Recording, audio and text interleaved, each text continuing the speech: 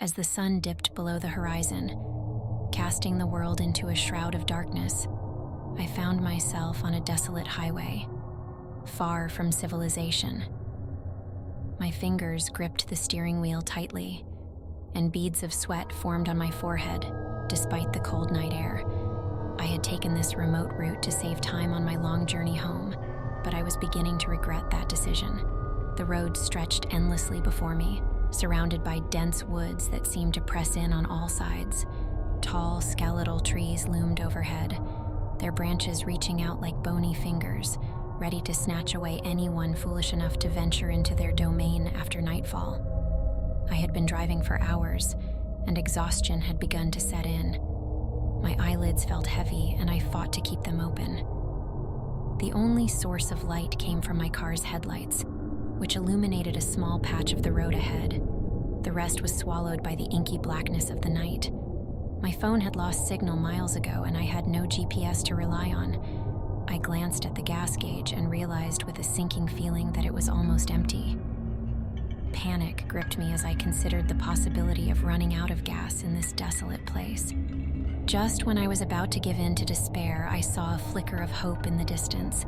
A dimly lit gas station appeared like a mirage, nestled in the heart of the woods. It was old and run down, but its neon sign still glowed faintly in the night. Relieved, I steered the car towards it, praying that they would still have some gas left. As I pulled up to the gas station, a sense of unease washed over me. The place looked abandoned, with shattered windows and graffiti-covered walls. A feeling of dread settled in the pit of my stomach, but my desperation outweighed my fear. I stepped out of the car and cautiously approached the pump.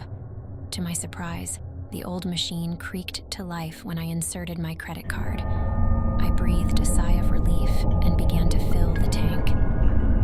The silence of the night was broken only by the sound of the gas pumping. That's when I heard it. A soft, eerie whisper that seemed to emanate from the darkness beyond the gas station. I strained to listen, my heart pounding in my chest.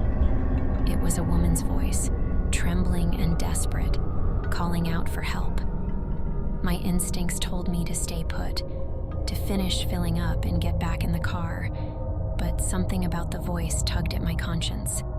Against my better judgment, I followed the sound into the woods, my flashlight in hand. Tungt.